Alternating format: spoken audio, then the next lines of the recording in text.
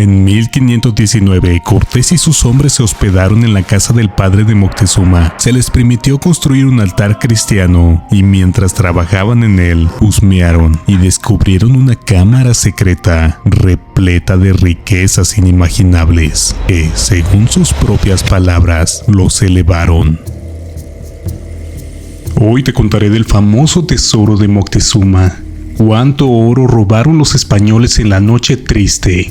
Me basaré principalmente en las crónicas de Bernal Díaz del Castillo, también en el libro La visión de los vencidos. Pero antes de que lleguemos a eso, déjame darte un poco de contexto.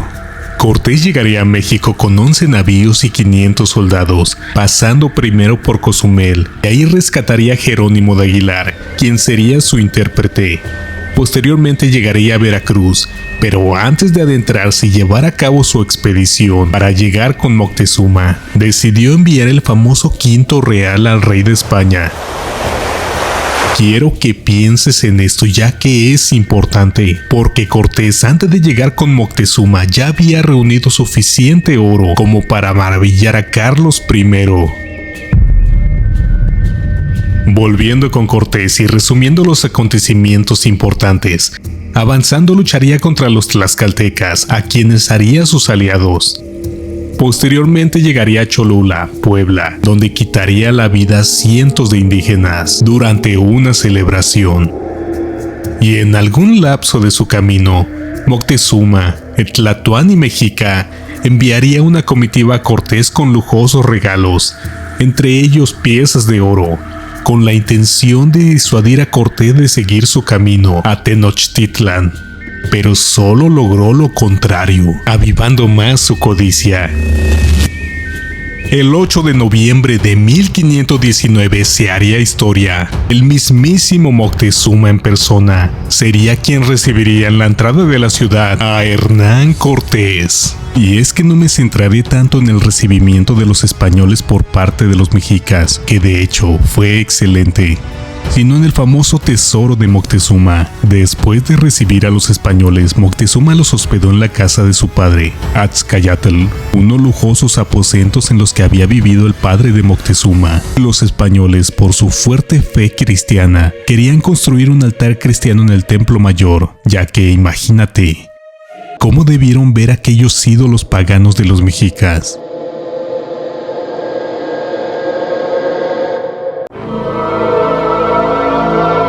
Y es que yo entiendo que hayan querido abrazar su religión en una tierra inhóspita, en un momento de incertidumbre, pero quererlo hacer en el Templo Mayor. Por supuesto, los mexicas no se los permitieron, pero sí les dejaron construir el altar en las casas donde se hospedaban. Y según Bernal Díaz, durante la construcción del altar, notaron una puerta sellada y se les ocurrió husmear y abrir la puerta. Allí estaba el famoso tesoro de Moctezuma. La riqueza era tal que no lo podían creer. Y te cito textualmente las palabras del conquistador. Desde que lo vi, me quedé maravillado. En aquel tiempo era mancebo y jamás había presenciado riquezas como aquellas, tanto que pensé que en el mundo no se podrían encontrar otras iguales. Así es, por andar husmeando encontraron el tesoro. Y no lo digo yo. Lo dice el propio Bernal Díaz del Castillo que estuvo ahí. Incluso hay testimonios de indígenas que recoge el libro La visión de los vencidos, que los españoles se comportaron como auténticos saqueadores. Y no te hablo de cuando ya eran enemigos de los mexicas, sino de cuando eran invitados y se hospedaron en la casa del tesoro, como menciona el indígena. De hecho, ese tesoro no podía ser tocado ni siquiera por el mismísimo Moctezuma, ya que solo podía acumularse más y más. Cabe recordar que la mayoría de esos tesoros eran tributos recibidos por pueblos sometidos por los mexicas. Curiosamente, poco después de descubrir el tesoro, los españoles tomarían como rehén a Moctezuma. Según ellos, la razón por la que lo tomaron como rehén fue porque cerca de Veracruz habían asesinado a un capitán español. Te dejo a tu consideración si fue coincidencia o no el que hayan descubierto el tesoro y después apresaran a Moctezuma.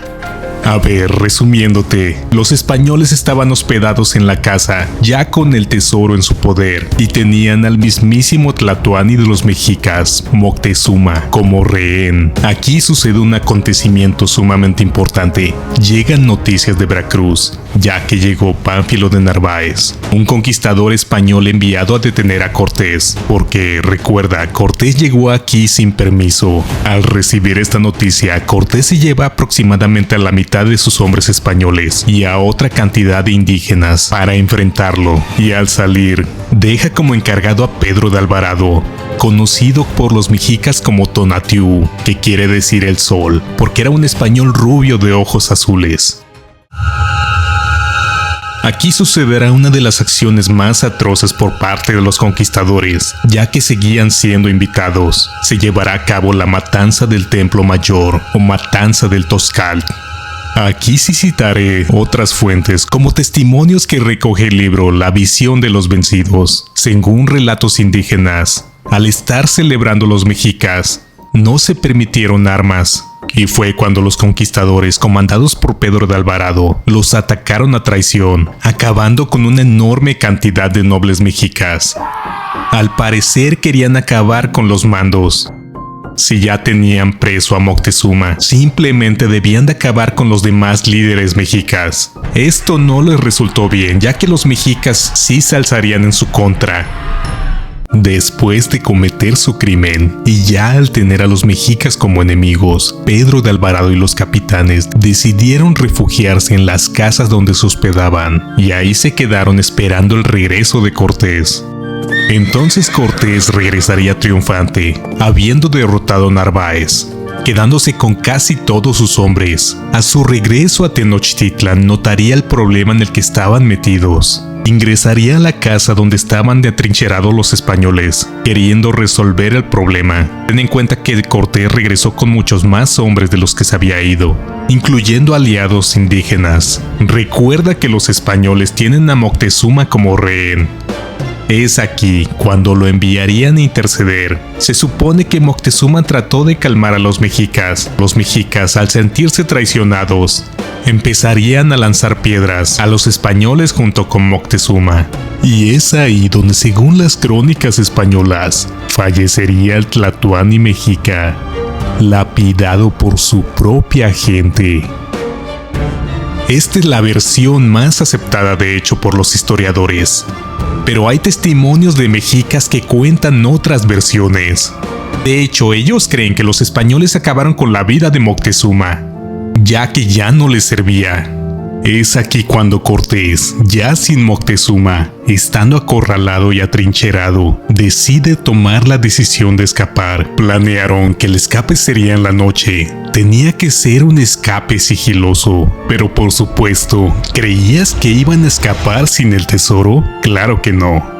Se lo llevarían consigo. De hecho, fundieron muchas piezas para que fuera más fácil su traslado. Y es aquí cuando sucedería la famosa Noche Triste. Los españoles, cargados con el tesoro, intentarían escapar una noche, aprovechándose del silencio y la oscuridad. Pero serían descubiertos por una mujer, que con sus gritos alertaría a los guerreros mexicas. Aquí se darían unas batallas, pero más que nada es un escape caótico, con los españoles corriendo por su vida. Bernal Díaz del Castillo relata que había españoles que cargaban tanto oro que se ahogaron por el peso. Así es, literalmente cargaban tanto oro que los hundió el peso. Cortés lograría escapar, pero sería una derrota aplastante, ya que perdería muchísimos hombres y perdería casi en su totalidad el oro, por lo que el tesoro de Moctezuma en realidad quedó en la ciudad de Tenochtitlan.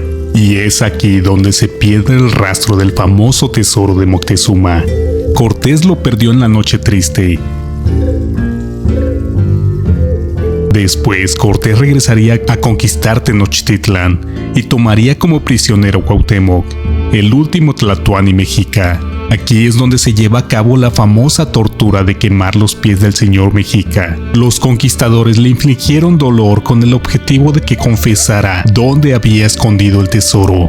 Y Bernal Díaz relata que Cuauhtémoc confesó y dijo que lo habían arrojado a una laguna, pero los españoles, que al ir a buscarlo y sumergirse, no encontraron nada. Cortés nunca informó de haber encontrado el tesoro, y tenía que hacerlo, ya que debía de pagar el impuesto correspondiente al rey. ¿Con todo esto podemos dar por perdido el tesoro? Sí, pero aquí viene lo interesante. Y es que existen intentos posteriores de la conquista de localizar el tesoro, incluido uno del segundo marqués del Valle de Oaxaca, Martín Cortés, hijo del afamado conquistador del Imperio Azteca. Sí, el hijo de Hernán Cortés intentó encontrar el tesoro, así que podemos asumir que Cortés nunca lo encontró. Pero, ¿quieres saber algo más interesante? En 1981, mientras se realizaban labores de construcción, se encontró un tejo de oro de casi 2 kilos, que coincide con las descripciones de Bernal Díaz. Este lingote habría sido el resultado de fundir otras piezas para facilitar su transporte. Se encontró cerca de la Alameda Central de Ciudad de México, en terrenos donde actualmente están las oficinas del SAT. Se realizaron estudios y de hecho, sí pertenece al periodo de 1520, por lo que es casi seguro que fue parte del tesoro de Moctezuma. Lo más probable es que el tesoro siga allí, hundido bajo lo que alguna vez fue la gloriosa ciudad de Tenochtitlan. No dudo que se han encontrado muchas piezas, pero la mayor parte sigue perdido, tal vez esperando a ser encontrado. Hay gente que se halla piezas de oro prehispánico colonial. Imagina la cantidad de historias que se ocultan, porque muchas veces se callan, porque decidieron conservarlas o las fundieron para borrar su rastro. De hecho, te recomiendo mucho este video, donde hablo de un humilde pescador veracruzano que precisamente en la década de los 70 encontró oro mexica y colonial también, y su desenlace no fue precisamente feliz. Te agradezco mucho haber visto mi video. Para que siga subiendo más videos como este, por favor suscríbete a mi canal y no olvides darle like y clic en la campanita. Nos vemos en el próximo episodio de Ecos del Ayer.